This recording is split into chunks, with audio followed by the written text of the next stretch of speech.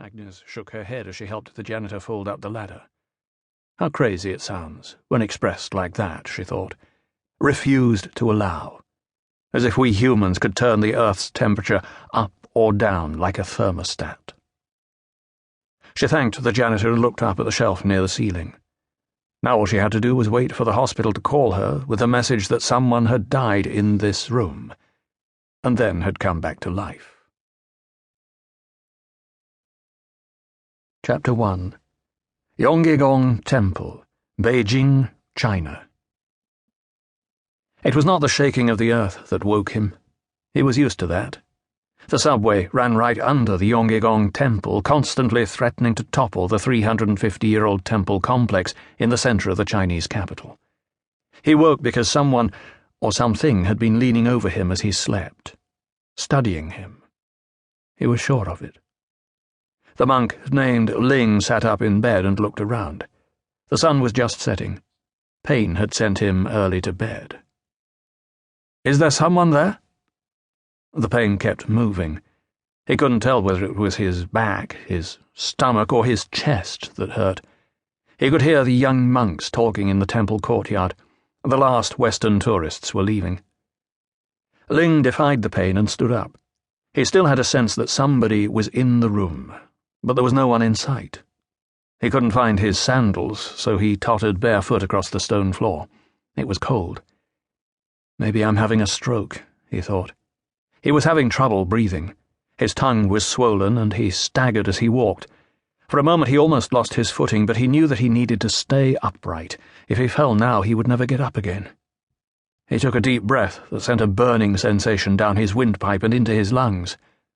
"Help me!" he tried to shout, but his voice was too weak and no one heard him. "Help me!" Ling stepped out into a narrow, damp corridor and went into another room. Rays of orange sun were filtered through the skylight. He looked down at his body. There was nothing to see on his arms, stomach, or chest. A powerful stab of pain made him feel faint. Briefly he closed his eyes, gave up resisting, and disappeared into a darkness that was boundlessly unpleasant. Then he had a moment of peace. The pain came in small jolts, and each time it was stronger than before. His hands were shaking as he opened the drawer and began fumbling through it. Finally, he found what he was looking for, a little scratched pocket mirror. He looked at himself in the mirror, a face filled with fear. Ling tugged his loincloth down a bit and held up the mirror so he could get a view of the lower part of his back. What he saw took his breath away. "Dear God," he whispered, dropping the mirror. "What's that?" The only answer he received was the sound of the mirror shattering on the floor. The old-fashioned payphone on the wall didn't look at all like a means of salvation, but it was his only chance. He dragged himself over to it. A new wave of pain made him stop. It seemed to last an eternity. He opened his eyes and looked at the payphone, which he had objected to so strongly when it was first installed. The authorities had required it because of the visiting tourists. In case something happened to any of them, there had to be some way to summon help. For the same reason, the emergency number was printed on the wall in large type, and next to it stood a pot filled with coins.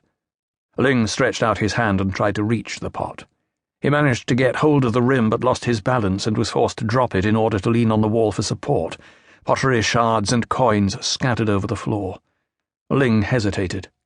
The very thought of bending down seemed inconceivable.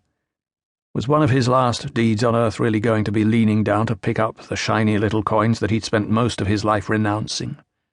But he didn't want to die yet, and with trembling fingers he picked up a coin, dropped it into the slot, and punched in the 3 numbers printed on the wall. Then he waited. "Come on, come on," he whispered with difficulty. At last he heard a woman's voice say, "Emergency center." "You must help me." "What is the emergency? Where are you calling from?" The voice on the line was calm and composed, almost robotic. "I'm burning up. Ling fell silent and turned around. There was someone there. He was sure of it. Someone was watching him.